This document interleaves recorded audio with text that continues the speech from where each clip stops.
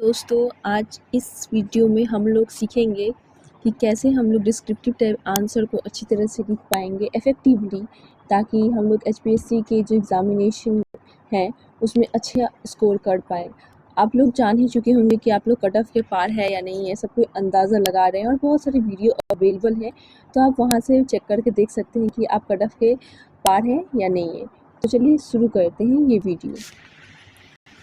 तो जैसे कि हम लोग जानते हैं कि एचपीएससी का सिलेबस क्या है, तो सबसे पहले हम लोग सिलेबस को देखेंगे। सिलेबस को तो एक काम कीजिए, आप पीडीएफ को निकाल ही लीजिए मोबाइल से और अपने वॉल पे चिपका लीजिए या अपनी नोटबुक में उसको ऐड कर लीजिए। तो सिलेबस को बहुत अच्छी तरह से हमें देखना पड़ेगा, और सिलेबस जब हम लोग देख लेंगे तो उसके बाद जब हम लोग सिलेबस को जब हम लोग देख लेंगे अच्छी तरह से सिलेबस को, तब हम लोग पाएंगे कि क्या कौन सा कैसे करना है। पीरियड्स वाइज हम लोग ईच टेक्स्ट को पढ़ना है, पीरियड वाइज। हमें कोई भी जब टेक्स्ट हम लोग पढ़ रहे हैं तो ये नहीं करना है कि सिर्फ टेक्स्ट पढ़ना है, उसका बैकग्राउंड को, उसके ऑथर्स को, वो क्यों लिखा गया है अच्छी तरह से देखना है और अंडरस्टैंड करना है कि क्वेश्चन को कैसे फ्रेम किया जा रहा है हमारे एग्जामिनेशन में। वो कैरेक्टर बेस्ड है, थीम बेस्ड है या कॉम्पेरेटिव है। हमारा जो क्वेश्चन है यही सब के ऊपर आ सकता है। और उसके बाद नेक्स्ट स्टेप जो होता है, सेकंड स्टेप में बोल रही हूँ कि हम लोग को क्या करना है, मास्टर द टेक्स्ट। ठीक है, टेक्स्ट जो भी है उसको मास्टर कर देना है।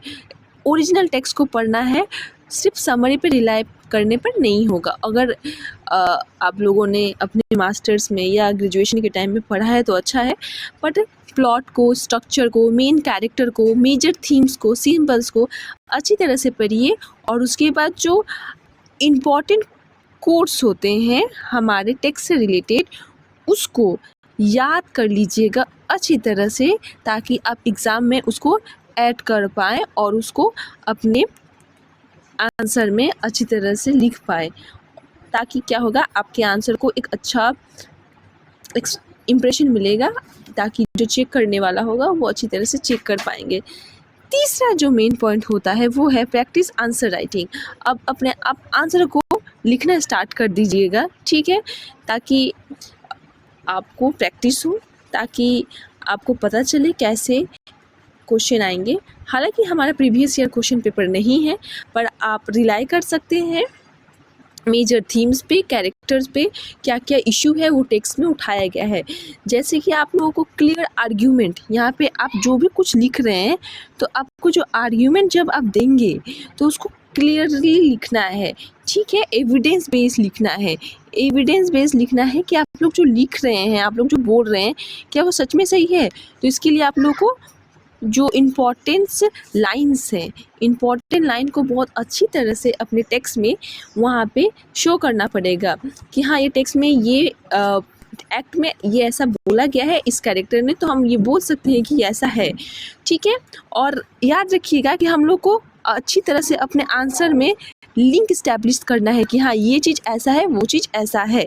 कनेक्टेड रहना चाहिए आप लोग का हर एक पॉइंट, ठीक है। और learn to write quality answer under the time pressure, ठीक है। ये नहीं कि आप जब आंसर लिख रहे हैं तो उसको 2-4 घंटा में लिखते रहे, नहीं। आपको जितना समय वहाँ पे मिलेगा एग्ज़ाम में, उतना ही समय आपको घर पे देना है और देखना है कि किस प्रकार से आप लोग उस आंसर को उतना ही समय में लिख रहे हैं स्ट्रैटेजिकली, ताकि आपको वहाँ पे प्रेशर महसूस होगा जो आप एग्ज़ाम में महसूस करना चाहते हैं। और एनालाइज करना है, डोंट जस्ट नरेट, ठीक है। कोई भी आंसर को जो आप लिख रहे हैं तो उसको जो समरी हम लोग अपने बीए में, एमए में लिखते आ रहे हैं, वैसा कुछ नहीं करना है। एनालाइज करना है कि ऐसा क्यों हो रहा है, वो हो रहा है तो इसमें इसका क्या इम्पैक्ट पड़ रहा है उसके कैरेक्टर के दिमाग में, और इसमें क्रिटिक का क्या कहना है, जो क्रिटिक्स होते हैं उनका इस पर क्या कहना है। और उसको हमेशा एक टेक्स्ट को दूसरे टेक्स्ट से कनेक्ट करके देखना है और उस एज को उसको लेके चलना है, ताकि पता चले कि हमने सिर्फ वो टेक्स्ट ही नहीं पढ़ा है, बल्कि वहाँ के बैकग्राउंड को भी पढ़ा है, वो ऑथर्स को भी पढ़ा है, और सिर्फ समरी पढ़ने से नहीं होता है। उसके बाद हम लोग देखते हैं कि practice writing in a clear, formal and analytical tone, ठीक है। अच्छी तरह से लिखना है, अपना ग्रामर को और वोकैबुलरी को गलत नहीं लिखना है, क्योंकि आप एक असिस्टेंट प्रोफेसर बनने जा रहे हैं। और अगर आप सिली मिस्टेक करते हैं, ग्रामेटिकल मिस्टेक करते हैं, तो ये बैड इंप्रेशन दे सकता है जो आंसर आपका कॉपी चेक करेगा। और रिवीजन को भी बहुत अच्छी तरह से देना है, जो आप रिवाइज करेंगे, ठीक है। जो भी आप पढ़ रहे हैं सिर्फ बोझा नहीं ले लेना है कि बहुत सारा पढ़ रहे हैं, बहुत सारा पढ़ रहे हैं, बहुत सारा पढ़ रहे हैं और रिवाइज नहीं कर रहे हैं। तो इससे क्या होगा, आपकी जो भी मेहनत होगी वो वेस्ट हो जाएगी। वो क्या हो जाएगी, वेस्ट हो जाएगी। इसीलिए क्या करना है, जितना भी पढ़ रहे हैं उसको अच्छी तरह रिवाइज कीजिए, ताकि क्या होगा, आपको आंसर जब लिख रहे हैं तो वहाँ पे आपके दिमाग में आएगा, क्योंकि आपके पास बहुत कम समय होगा, वहाँ पे बहुत ही लिमिटेड टाइम आपको मिलेगा। लिमिटेड टाइम में आपको सारे माइंड में और जब आप आंसर लिख रहे हैं तो किसी का फीडबैक भी लेना ज़रूरी है, ताकि क्या होगा कि आपको पता चलेगा कि आप जो लिख रहे हैं वो सही लिख रहे हैं, नहीं लिख रहे हैं, जो आपका क्या वीक एरिया है। और जो भी आप लिखे, कोई टीचर से या कोई फ्रेंड से फीडबैक लीजिए और अपने मिस्टेक को अच्छी तरह से नोट कीजिए और देखिए कहाँ आपका वीक एरिया है और कहाँ आप कमी आपको लग रहा है और उसको सुधारने का कोशिश कीजिएगा। तो ये सब छोटे छोटे पॉइंट्स हैं जो आप ध्यान में रखेंगे तो हो सकता है कि आपका जो आंसर है और अच्छी तरह एग्ज़ामिनेशन के टाइम पे अच्छे से प्रिपेयर हो।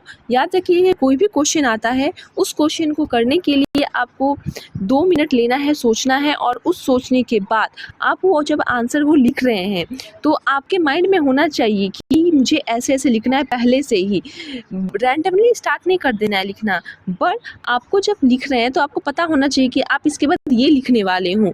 2 मिनट सोचने के बाद ही आंसर को लिखिएगा और एट द एंड में अपना व्यू पॉइंट ज़रूर दीजिएगा, ताकि सुपरफिशियल ना लगे। अब अपना व्यू पॉइंट दीजिएगा, क्योंकि ये मैथ्स नहीं है, फिजिक्स नहीं है, इसमें हमारा जो खुद का जो देखने का नज़रिया है वो बहुत ही मैटर करता है लिटरेचर में।